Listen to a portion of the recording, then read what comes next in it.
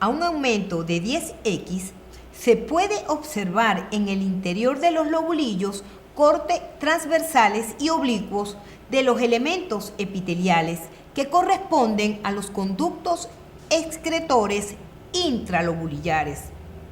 Pues la glándula mamaria inactiva no muestra adenómeros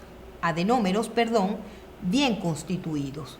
Es importante resaltar que el tejido conjuntivo del lobulillo mamario es un tejido conjuntivo laxo, donde ustedes pueden observar, miren el puntero está señalando un lobulillo. Ustedes están observando que hay muchos puntos oscuros.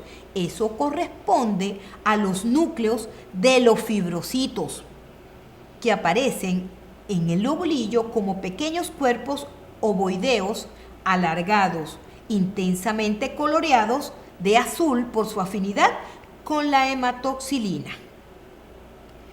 Vamos a observar las características de la matriz extracelular.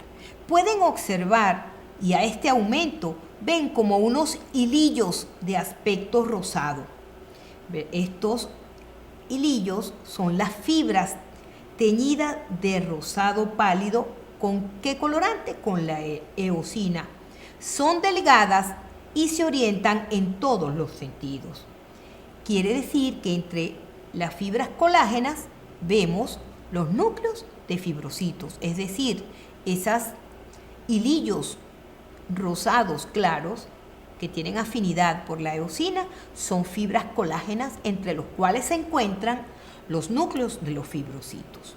Ahora bien, vamos a observar el tejido. Disculpen, fíjense que cuando observamos con detenimiento a ese lobulillo, van a ver que hay zonas claras. Esas zonas claras no son artefactos, corresponde al sitio donde se encontraba la sustancia fundamental o sustancia intercelular que se ha disuelto con los solventes de la parafina durante el proceso de preparación de láminas histológicas. Vamos ahora a enfocar a ese tejido conjuntivo, ¿sí? Porque es un tejido conjuntivo que rodea a ese lobulillo. Fíjense que en este caso podemos mencionar, y vamos a mover el puntero para situarnos en ese espacio que se ha denominado tejido conjuntivo interlobulillar, porque en la glándula mamaria inactiva no solamente hay un lobulillo, hay lobulillos, y en los espacios entre uno y otro lobulillo corresponde a ese tejido conjuntivo interlobulillar. Vemos que en ese tejido conjuntivo interlobulillar se ve, como su palabra lo indica, y el tipo de tejido conjuntivo que es, se ve muy denso, y eso se debe a que hay predominio de fibras colágenas, y que estas fibras están dispuestas en diversas direcciones. Se dice que esta disposición es irregular, por eso se habla que el tejido conjuntivo interlobulillar es o constituye un tejido conjuntivo denso irregular debido a la disposición o a las diferentes direcciones que presentan estas fibras colágenas. También es importante mencionar que si en el tejido conjuntivo laxo, en ese lobulillo, observábamos la presencia de muchísimos núcleos, pueden también observar que en el tejido conjuntivo interlobulillar, que es un tejido conjuntivo denso, hay escasez de los núcleos de fibrocitos, es decir, se observan muy pocos núcleos de esos fibrocitos, y también hay escasos vasos sanguíneos. ¿Qué nos quiere decir esto y qué podemos concluir sobre lo que hemos descrito hasta ahora? Que el tejido conjuntivo laxo y denso presente en una glándula mamaria inactiva, primero podemos decir que el tejido conjuntivo laxo está presente en el lobulillo mamario y que se caracteriza primero por la presencia de abundantes núcleos, escasas fibras y, por supuesto, abundantes vasos sanguíneos. ¿Ok?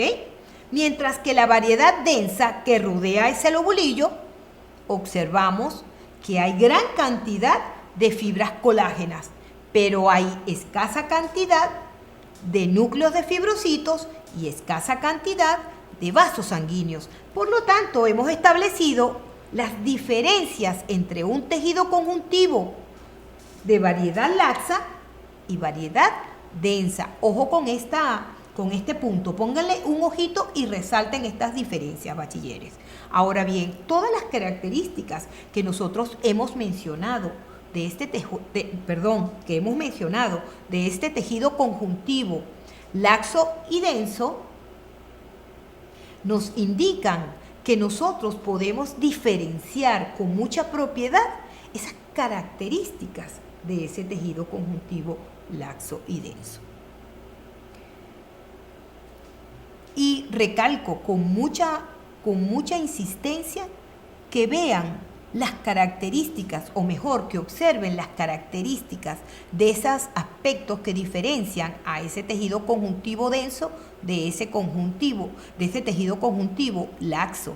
Vean cómo se observan esas fibras colágenas, esas abundantes fibras colágenas en la porción densa. Vean cómo esas fibras se disponen en muchas direcciones, que constituye, como dije anteriormente, un tejido conjuntivo denso y regular.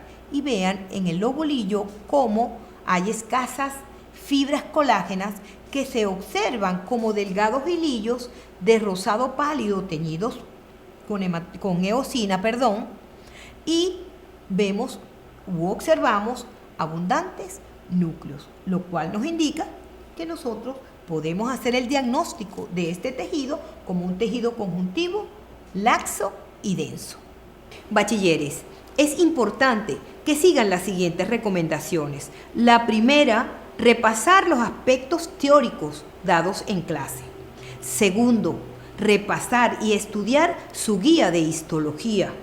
Tercero, utilizar las herramientas como lo son un lápiz bicolor, unas hojas blancas, su lápiz de grafito en caso de no tener un lápiz bicolor, para que ustedes puedan hacer los esquemas de los diferentes tejidos dados en la práctica de histología.